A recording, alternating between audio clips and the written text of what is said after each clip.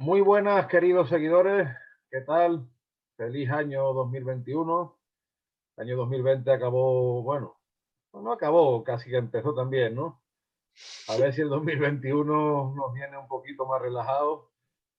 A ver si, en fin, válganos el optimismo, aunque yo no soy la persona más optimista del mundo. Aquí volvemos con mucho frío, pero volvemos con las pilas recargadas con el pana Emilio Acosta Ramos de Venezuela Colonial. ¿Qué tal, Emilio? ¿Cómo estamos? Bueno, un saludo a ti, Antonio. Gracias una vez más por la invitación a tu canal de YouTube. Un saludo también a nuestros seguidores, tanto de tu página de YouTube como de Venezuela Colonial. Y bueno, aquí empezando el año 2021 con las pilas cargadas, por llamarlo de alguna manera, y esperando que sea mucho mejor que este año 2020 que hemos dejado atrás. Así que bueno, hoy vamos a tener un tema muy interesante, un Ujú. tema que en los últimos años ha tomado mucha popularidad, ¿no? Lo que es eh, la presencia irlandesa dentro de la monarquía hispánica, ¿no? Así es, la verdad que sí, parece que está un poco de moda. Quizá otro síntoma positivo del hartazgo de mucha gente por la leyenda negra, porque al fin y al cabo te das cuenta de que España o las Españas, si se quiere, pues han sido muchas veces lugar de acogida.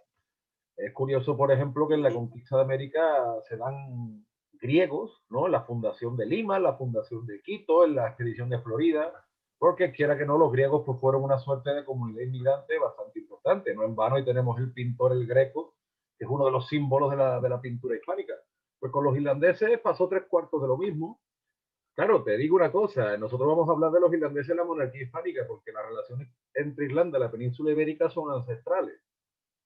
De Y hecho, con el continente americano también es inmenso. claro, pues fíjate que en la península ibérica e Irlanda, si nos remontamos mucho más atrás, hay una leyenda que los celtas que estaban en la península ibérica fueron a las Islas Británicas, es la leyenda de los hijos de Mil, de los milesios, ¿no? Uh -huh. Incluso se da bastante coincidencia genética entre la península ibérica e Irlanda.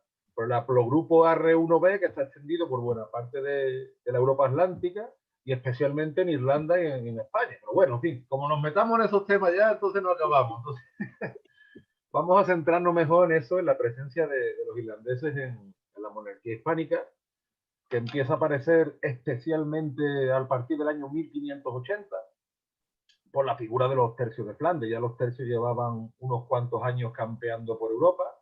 En los tercios se cruzaban alemanes, suizos, italianos, en fin, gente que le era leal a la casa de Habsburgo y sobre todo luego de la aparición del protestantismo, como los Habsburgo, bueno, lo que decía Marcelino Menéndez Pelayo, ¿no? La dinastía Habsburgo es como una especie de amazona del catolicismo, de la Iglesia Católica, y muchos europeos, como hemos dicho, suizos, alemanes, italianos, se suban a los tercios de Flandes, donde los españoles, luego de toda esa escuela militar que funda Gonzalo Fernández de Córdoba, el gran capitán, los españoles son una especie de marines de la época, de vanguardia, ¿no? Y los irlandeses se van a sumar, e incluso los ingleses, porque hubo un general inglés de los tercios, como fue Patton, claro, a partir de ¿No? la aparición del protestantismo Y en Guy Inglaterra, Fawkes, el famoso Guy Fawkes es otro. exactamente, toda esa máscara de Anonymous, ¿no? De la venganza de la Guido o Guy Fawkes, como se pronuncie, fue soldado de los tercios, leal a la casa de Habsburgo, que reinaba en España, y de hecho yo intenté expresarlo, toda esta onda que vino aquí a España, ¿no? De inmigración irlandesa o incluso inglesa, huyendo de la feroz represión protestante, ¿no? Pues yo en mi libro Galería de Personajes Inciertos, después voy a poner un enlace al libro, hay un capítulo que se llama Un inglés y un irlandés que yo sitúo por la zona de mi pueblo en esa época, ¿no? Tiene una base real, o sea, finalmente los ingleses muchas veces se quedaron atrapados, pero como Irlanda se mantuvo católica, sí mantuvo mucho más los vínculos con España.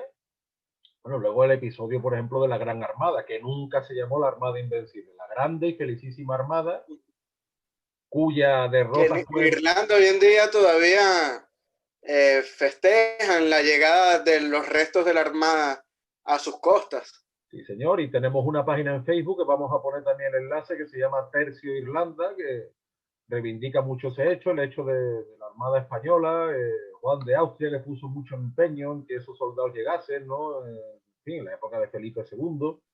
Al final, bueno, lo que decía Felipe II, yo no mandé a mis hombres a luchar contra los elementos. La propaganda británica protestante luego ha magnificado aquello cuando al año siguiente hubo una derrota estrepitosa de los británicos contra España, en fin. Pero bueno, las cosas, Emilio, que decimos siempre, que la guerra de la propaganda la hemos perdido y ahora pues estamos intentando pues poner nuestro granito de arena porque es que son siglos literalmente de propaganda contra España. A tal punto, esto existía ya hace siglos, que el archivo de Indias en Sevilla fue creado, época borbónica ya, para combatir precisamente todo ese acervo negro legendario, o sea que la cosa viene de lejos, ¿no? Sin embargo, los irlandeses, Emilio, sí que encontraron en España un hogar, sobre todo especialmente a partir del año 1580, que es cuando ya situamos soldados irlandeses a una escala importante, ¿no? En los tercios. No, así es, Antonio. Es bueno que señalas lo de la religión, ¿no? Porque la principal conexión entre Irlanda y España es esta conexión religiosa sobre el catolicismo. Los irlandeses son muy fieros defensores de la fe cristiana. Acuérdate que siempre fueron perseguidos por los protestantes, sobre todo de la isla vecina de Inglaterra, en la cual los sometieron hasta casi su exterminio. Hay que decir que los protestantes ingleses tomaron a los irlandeses hasta incluso como esclavos, sí, señor, y los llevaron a las zonas del Caribe para, supuestamente los obligaban hasta a mezclarse con otros esclavos de raza negra para mejorar, como decir, la raza, ¿no? Y sacar un esclavo. La teoría de los protestantes ingleses era que así salían esclavos más fuertes. La mezcla de africanos y irlandeses producía esclavos muy fuertes, o sea, como si estuvieran mezclando ganado. Así trataron a los irlandeses, pero es más, con un agravante. Porque el esclavo africano, según la mentalidad inglesa, el esclavo africano costaba dinero comprarlo y costaba dinero alimentarlo, mientras que el esclavo irlandés era gratis. Exacto. Era simplemente raptado de la isla de Irlanda y llevado a la zona del Caribe o a la misma África. A Sudáfrica también llevaron algunos irlandeses como esclavos. Y en el actual territorio de Estados Unidos estaba lleno de esclavos irlandeses también. También, sobre todo en lo que eran los 3 estados de Norteamérica, ¿no? Pero hay que saber por qué también estos irlandeses escogían España, porque muchos emigraron a España, por qué aceptaban España como destino. Además de la conexión religiosa que es primordial en este asunto, también España era la potencia hegemónica en aquel momento y la potencia económica para aquel entonces, y entonces los irlandeses pues veían con buenos ojos emigrar y mudarse a España, no solo a la península ibérica, sino también a los territorios españoles en América, ¿no? Sí. Sobre todo es muy famoso los casos en Nueva España o inclusive la Capitanía General de Chile, que vemos un virrey irlandés como lo fue Ambrosio O'Higgins, que es padre de el prócer de la independencia chileno, Bernardo O'Higgins, ¿no? O sea, así de importante fue la influencia de estos irlandeses dentro de la monarquía hispánica que llevaron a ocupar cargos de virreyes en América. O'Higgins padre tenía fama de gustar del dinero ajeno, también, ¿verdad? Es un ejemplo. O Donoghue sí, bueno, en la Nueva España, ¿no? O Donoghue, o Donoghue, nunca sé bien cómo se pronuncia en la sí, que son de las partes de Flandes con frontera con lo que es Lille, la ciudad de Lille hoy en día, que era de España en aquel entonces, claro, pertenecía a los Países Bajos españoles. Luego es curioso porque todo eso que toda esa presencia irlandesa, que la vemos hasta en los dragones de fuera en América del Norte, se alimenta durante el siglo XVII, en la época del Barroco, y en la época de Carlos II, el último Austria, que tan injustamente ha sido tratado porque fue probablemente, llamémosle así, valga el anacronismo, el primer regeneracionista de España. Con Carlos II se da una circunstancia curiosa. Es el rey que al final le permite a los armenios quedarse en Cádiz. En Cádiz había una colonia armenia, que yo también lo retrato en mi libro de Galería de Personajes Inciertos. Iban a ser expulsados de España, por el tema de que los armenios son monofisitas y demás, la diferencia religiosa, pero Carlos II al final les permite quedarse en Cádiz. En la época de Carlos II tenemos también bastantes presencia de morenos libres en la América española que sirven como soldados del rey, desde Florida hasta el Ecuador, al actual territorio del Ecuador. Y con Carlos II también tenemos que empiezan a llegar en los últimos años de ese siglo XVII bastantes irlandeses, que luego todo eso continúa con Felipe V. Y busco la conexión con el primer Borbón, con Felipe de Anjou, Felipe V de España. Tú sabes que mucha gente pues ha tachado a los Borbones, que si los Borbones del siglo XVIII por lo menos, de impíos, de, en fin, una otra especie de leyenda negra sobre la leyenda negra. Sin embargo, Felipe que caen muchos hispanistas en esa leyenda negra. En esa leyenda en negra. Ese odio contra la casa borbónica. Exactamente, con todos sus fallos, que lo tuvieron por supuesto, ¿no? Pues Felipe V, claro, por supuesto, apoyó bastante la llegada de irlandeses a España, de irlandeses como soldados, porque él apoyó a la causa jacobita, la casa de la dinastía Estuardo, que reclama el trono, ¿no? En Inglaterra, en Escocia, en Irlanda, claro. Sí es verdad que los escoceses apoyan a los Estuardos por razones distintas. Los escoceses eran y son mayoría protestante. Los irlandeses, al ver que una nueva dinastía católica que iba a respetar la libertad religiosa, pues apoyan por eso, ha sembrado catolicismo.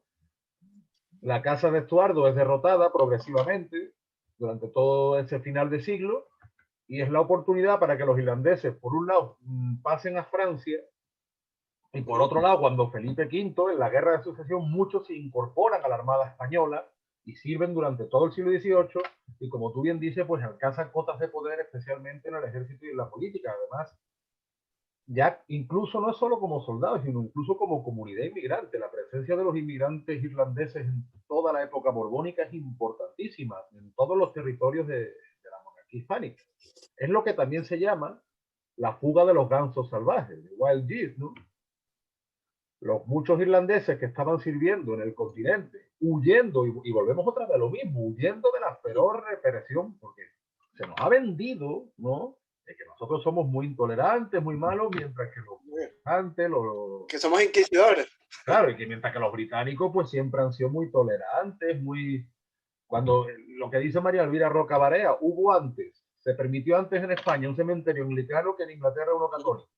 O sea que a ese nivel, ¿no? Y sin embargo, ellos le han dado la vuelta por la propaganda. Lamentablemente, muchos hispanos hemos asumido esa propaganda, pero lo cierto es que los irlandeses, especialmente con Felipe V, que apoyó a los católicos de Irlanda y apoyó a los católicos ingleses en la causa jacobita con soldados y con todo tipo de avituallamiento, eso Felipe V, fue la ocasión para que muchos vinieran aquí. Bueno, incluso, date cuenta, el duque de Berwick, que era un católico de las islas, no que fuera irlandés, pero incluso parte de la nobleza católica inglesa que se había quedado allí medio escondida, por así decirlo, pasa también con Felipe V a España. Estamos hablando de un hito histórico importante, que yo creo que es lo que tú decías al principio. Yo creo que a día de hoy está de moda porque es un síntoma ya de que estamos muy hartos de la leyenda negra. Cuando precisamente España ha sido un lugar de acogida y de gente que ha podido hacer su hogar y que ha podido pues llegar a lo más alto de la historia. Pero es que hasta incluso en el siglo XIX vemos ilustres apellidos de la política española de origen irlandés, como los O'Donnell, por ejemplo, o en el ejército, ¿no? No, así es, ¿no? Inclusive,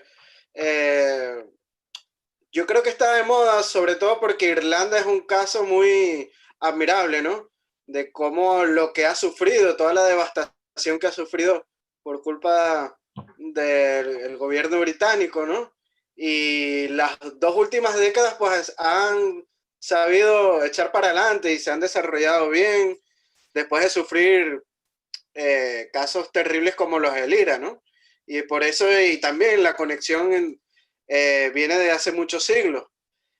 Hay un caso muy interesante de un irlandés que se llama Guillem de Lampard. No sé si lo sabes quién es este irlandés. Es un inmigrante que escapó de Irlanda por la persecución católica, protestante a los católicos. Y él estuvo estudiando en la Universidad de Salamanca, se desarrolló en España, le fue muy bien económicamente y él emigró después al virreinato de la Nueva España. Y ahí se consideró en un conspirador, un soldado revolucionario, también era poeta, ¿no? Quiso hacerse pasar por hijo de Felipe III, con la idea de gobernar la Nueva España y Sí. prometiendo liberar a los esclavos y al de opresión. Parece Emilio Caimán Un Sonido. revolucionario de la época, ¿no? Y fue descubierto en la hoguera, ¿no? Por hacer estos... ¿Cómo? ¿Hola? Que parecía que había mal sonido. Ahora parece que se ha relajado. Vale. Y bueno, muchos lo consideran en México como un precursor de la independencia y su estatua se encuentra dentro del Monumento de la Independencia de Ciudad de México, ¿sabes? Sí, bueno, famoso ángel de la independencia. Que incluso parece ser que toda la literatura y el cine que ha generado el personaje del zorro viene un poco inspirado en este personaje, ¿no? ¿Me escuchas? Sí, te escucho, te escucho. Prosigue.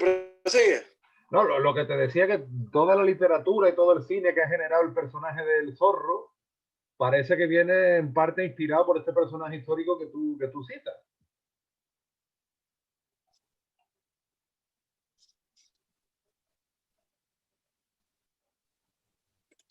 Sí, en México es el irlandés, por llamarlo de alguna manera, más famoso que de estos inmigrantes que llegaron a la Nueva España en aquella época. Claro. Y no solo a la Nueva España, en Venezuela también llegaron cantidades amplias de estos irlandeses, sobre todo en la época de la independencia, ¿no? La Legión Irlandesa, pues en 1819, después de un viaje por mar de más de 4.500 millas, llegaron alrededor de 2.100 soldados irlandeses. Entre 1819 y 1820 llegan. Y nada ahí más en un estamos año. hablando, date cuenta lo que es la diferencia, ahí estamos hablando de una presencia irlandesa en los ejércitos españoles entre 1580 y 1818, y a partir de 1818 hay un cambio de paradigma. Porque hemos hablado antes del siglo XVI, que nos podíamos extender, porque fíjate ahora en Valladolid, por ejemplo, se recuerda la figura de Red Hugh Donnell, que está enterrado en un convento vallisoletano. Era un católico que sabía del norte de Irlanda y había venido aquí a España, en fin, buscando apoyo. O sea, todo esto que empieza en ese siglo XVI, a partir de 1818 cambia el paradigma y es lo que yo muchas veces hasta me duele, porque digo, hombre, los irlandeses que habían encontrado aquí un hogar, que incluso en la época de Carlos II siempre se decía que al irlandés había que tratarlo como un hermano.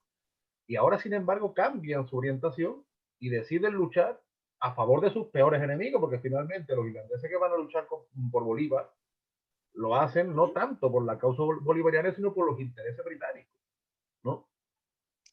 Y no solo los intereses británicos, sino económicos. Acuérdate que Irlanda estuvo pasando muchas hambrunas, muchos tiempos de hambruna, que por eso es que es tanta inmigración, sobre todo a los Estados Unidos. Claro.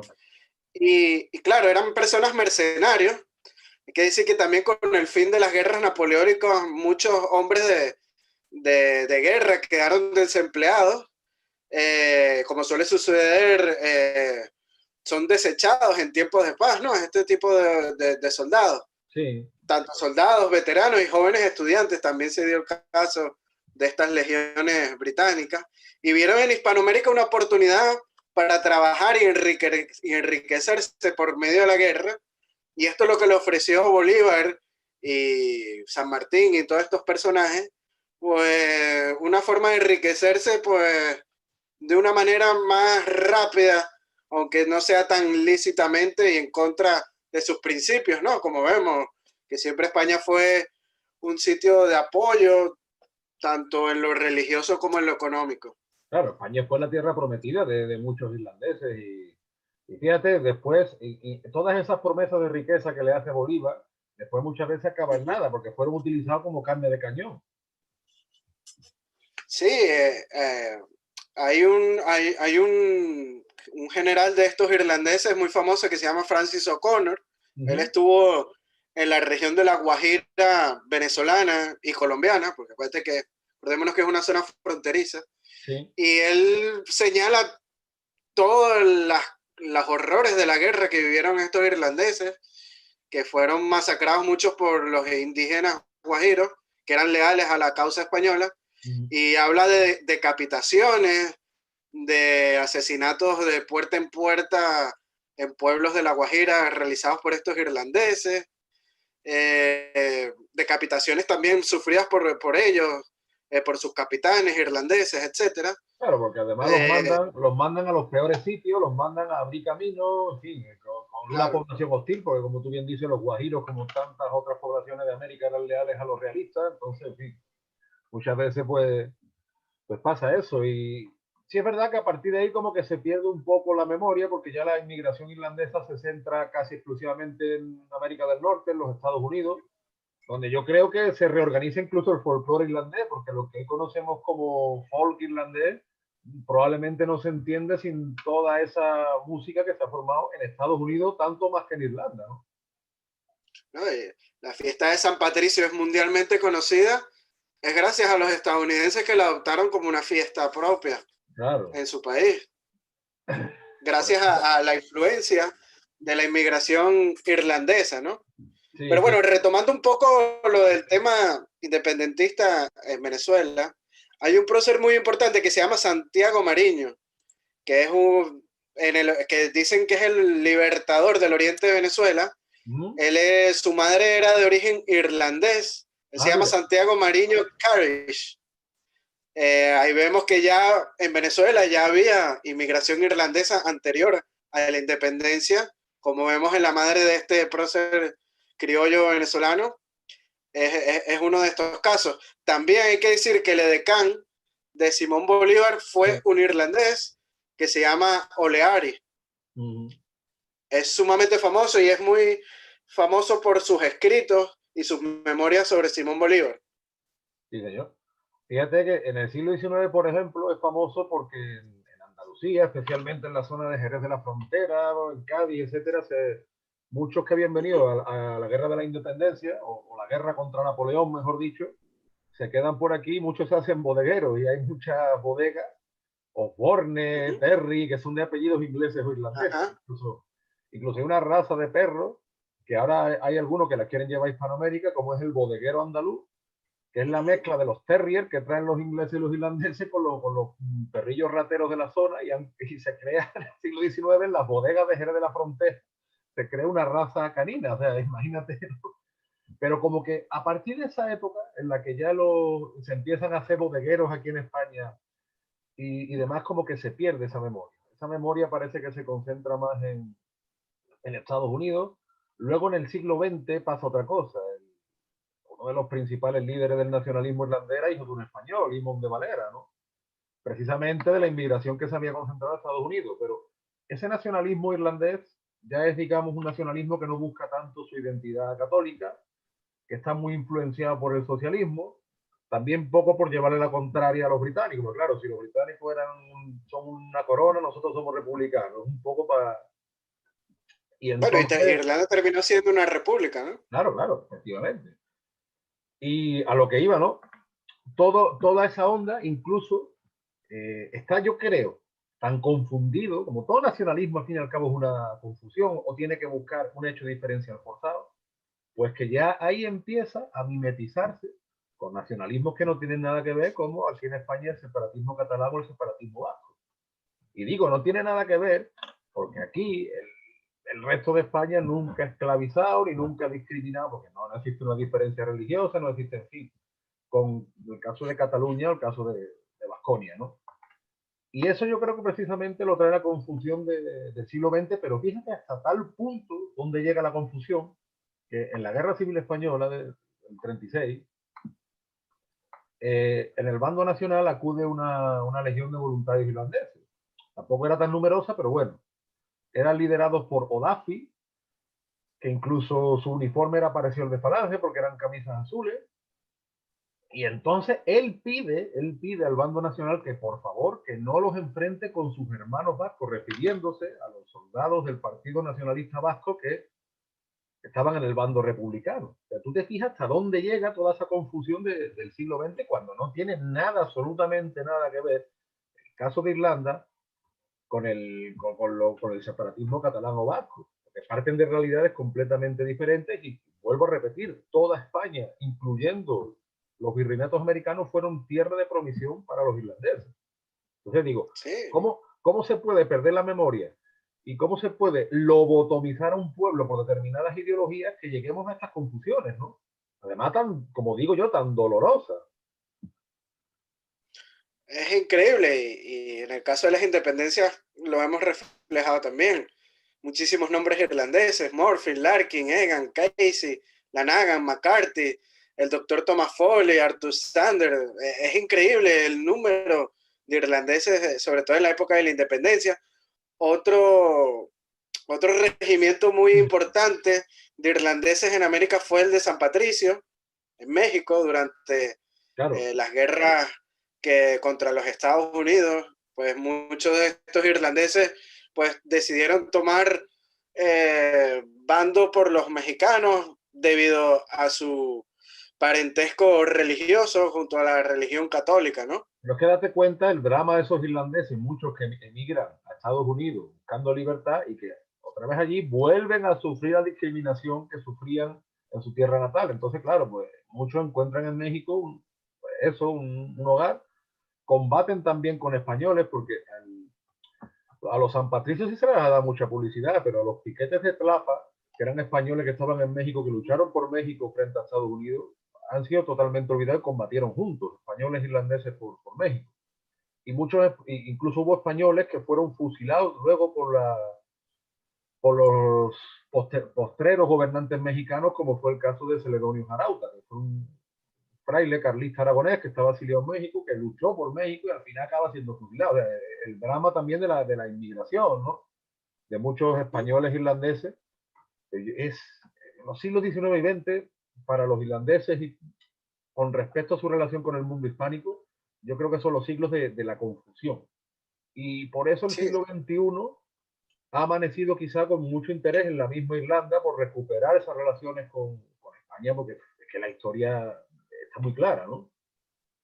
sí, no, es tanta la necesidad que pasaron estos irlandeses en el siglo XIX y XX que vemos casos como la del capitán irlandés Morgan O'Connell, que le escribe a Simón Bolívar en una carta lo siguiente: fíjate lo que estaban pasando esta gente de la época. Hasta ahora solo he podido darle buenos deseos a su noble causa, mas tengo un hijo capaz de empuñar una espada en su defensa.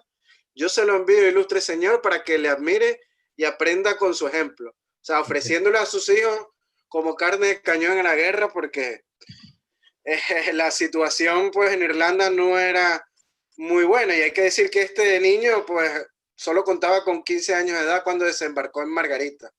Imagínate, y todo eso Y después de lo que estamos hablando, después de ese glorioso regimiento Ultonia, como hemos dicho, que se gesta entre finales del 17, principios del 18, y que incluso los irlandeses que llegan a luchar contra Napoleón.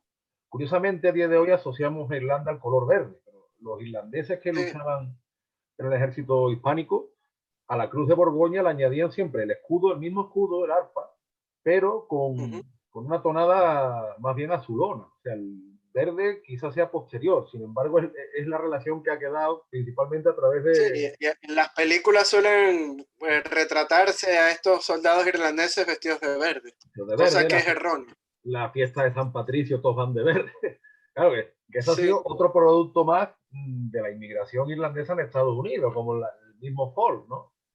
Pero pero eso yo creo que este origen del color verde es más que todo por la leyenda de los duendes, ¿no? De que se les suelen dibujar de color verde y se le asocian a los irlandeses. Por ahí yo creo que vienen los tiros más o menos. y aparte el nacionalismo irlandés, especialmente ya en el siglo XX, adopta uno de los colores que adopta es el color verde. Probablemente es un color que se había utilizado antes, pero digamos entre los siglos XIX y XX como que se forja ese color como un símbolo irlandés. Sin embargo, aquí en España, todas las banderas que conservamos, el regimiento Teutonia, el Hibernia, etcétera, etcétera, todo lo que poseemos nos remiten más bien un color azulón, celeste, en fin. Los entendidos de heráldica me van a matar por la barbaridad, porque tú sabes que la heráldica, todo el cromatismo tiene un nombre específico, ¿no? Pero eso es, claro, que ha cambiado hasta la iconografía de los irlandeses. Finalmente yo creo que a día de hoy existen, como te digo, existen asociaciones, páginas en Facebook, ahora la Asociación Hispano-Irlandesa que está buscando la memoria, rescatar la memoria de Red y Hugh O'Donnell en Valladolid, el tema de la Gran Armada, el tema del regimiento de Ultonia, el tema de incluso de la presencia irlandesa de los dragones de fuera, en fin. Todo esto forma más, como decimos, forma parte de ese hartazgo por la leyenda negra y de esa memoria común que comparte España como tierra de promisión, porque sí, porque hemos sido un país acogedor y lo seguimos siendo. Lo que tenemos que dejar de seguir siendo, una cosa sea acogedor, otra cosa sea tonto. A día de hoy yo creo que estamos siendo más tontos que acogedores, pero bueno. Bueno, eso es cierto.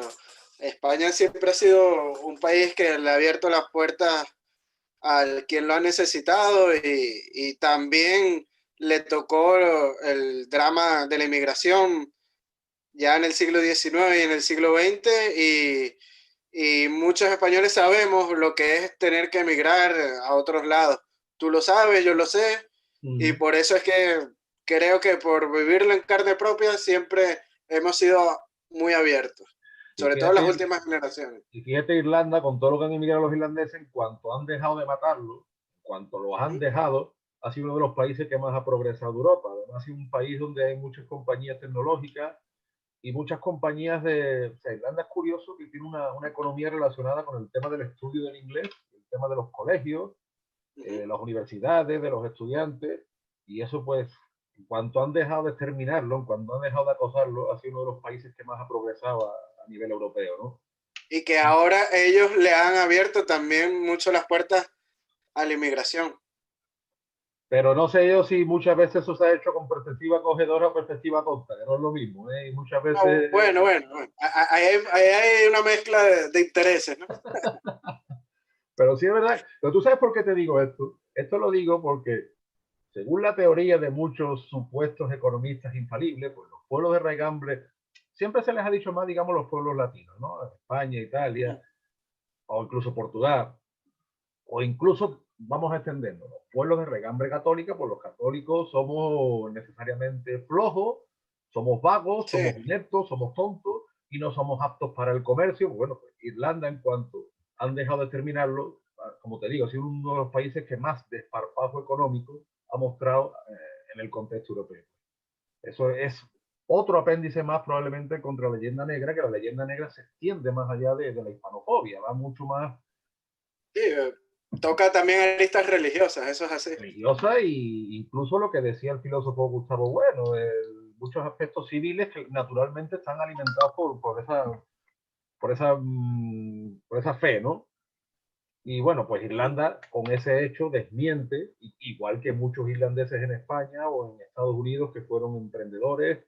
Claro, aquí los conocemos más por el tema del ejército, pero como digo, no solo fue un tema de ejército, porque muchos vienen con familia y las familias se dedican a otras cosas. Y tenemos irlandeses a lo largo y ancho de la península ibérica y desde Norteamérica hasta Venezuela y etcétera, ¿no? En fin, la verdad que en Bolivia, el Francis O'Connor, el que nombré hace rato, terminó sus días en Bolivia, imagínate. Como hacendado. No, claro, luego también muchos, ya con las independencias, por ejemplo, Argentina, también emigran muchos irlandeses. Sí, ya también. Estamos hablando de la época de la República Argentina, ¿no? Sí, claro. Argentina, como hemos dicho en otros programas, pues llegó a ser la potencia mundial en su época y recibió gente de todos los rincones del planeta, y los irlandeses fueron uno de los grupos que más llegaron en grandes cantidades, sobre todo por, como hemos dicho desde el principio del live, por esa afinidad religiosa católica que existe entre Argentina e Irlanda. Y fíjate tú que México tuvo un presidente de sangre irlandesa, Vicente Fox. También, Fox es un buen ejemplo de esa integración de los irlandeses al mundo hispánico. Fíjate que al final los irlandeses son un poco como los gallegos, llegan callados, pero llegan a lo alto, ¿eh? Sí, sí. Y se mezclan bien con la población local Sí, sí. y sus costumbres pues se mezclan también muy bien sobre todo con las hispánicas. Tú sabes que a mí me gusta mucho la música de los Dropkick Murphys, un pedazo de grupo de Estados Unidos que son descendientes de irlandeses. Bueno, a ver si le Y que eres fanático de los Boston Celtics, ¿no? Que es el equipo de raíces irlandesas. más en mi infancia. Yo el baloncesto no lo sigo tanto, pero sí, tengo ese recuerdo de la infancia. Pues a ver, Emilio, si convencemos a los Dropkick Murphys para que le dediquen hagan una canción sobre el regimiento de Ultonia, ¿no? O sobre el desembarco español en Irlanda. Algo tienen que hacer, ¿no? Tendremos que mandarle un correo a ver si nos hacen caso. Desde aquí hacemos un llamamiento a esa gran banda que son los Dropkick Murphys para eso. Estimados Murphy, Regimiento de Ultonia, Red Hugh O'Donnell, la Gran Armada, Felipe V apoyando a los jacobitas, qué sé yo. Todo eso, para que os inspiréis, con buena cerveza Guinness, por supuesto que me ha acompañado. Claro, la Guinness, no hay que olvidar de la Guinness. La cerveza Guinness me ha acompañado, Emilio, para terminar y para empezar el año. Es importante, este detalle. Ah, bueno, genial. A ver si me compro yo una en estos días, que tengo tiempo que no la pruebo. Sí, sí, de ahí te digo algunos sitios que la venden. Sí, algunos buenos supermercados, a ver si nos hacen propaganda y los nombramos. Por ejemplo, mira, ya que estamos, nosotros Ya, aceptamos, claro. estamos abiertos a todo tipo de patrocinio. Así es. Nos gustan mucho los billetes de 500 euros, nos gustan mucho, no tenemos problema. Bueno, todo el mundo los ve, pero yo no los veo. Ni yo. Bueno, hombre, pues nada, Emilio, como siempre, un placer charlar contigo. Este tema tan interesante, en fin, que tanto juego da. Ojalá que siga alimentándose esa llama hispano-irlandesa. No olviden supervitaminarse y mineralizarse visitando la página de Venezuela Colonial y también el canal Itzi Emilio, que es un experto en numismática.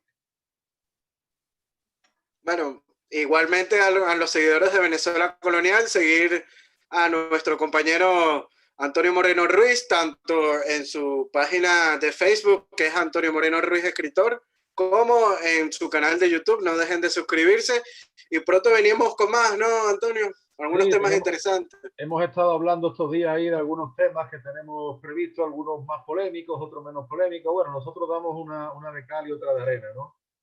De repente, para darle un avance a nuestros televidentes, pues tenemos algo sobre la supuesta discriminación de los criollos en la época de la monarquía hispánica, que ya hemos dado algún avance, ¿no? Y tenemos otras cosillas por ahí preparadas que van a ir surgiendo, o incluso hemos pensado también hacer algo sobre la vida y obra de Simón Bolívar, porque hemos hablado mucho, pero no nos hemos centrado en el personaje como sí lo hicimos, por ejemplo, con el Taitabón. Bueno, ahí vamos, como se dice ahora, un spoiler, ¿no? Acabo de hacer un spoiler, pero así mantenemos también... No spoiler de lo que se viene. No dejen de estar atentos a las redes. Exactamente, así mantenemos en vilo al personaje. Pues nada, Emilio, un fuerte abrazo, feliz 2021 para ti y para todos aquellos que nos ven.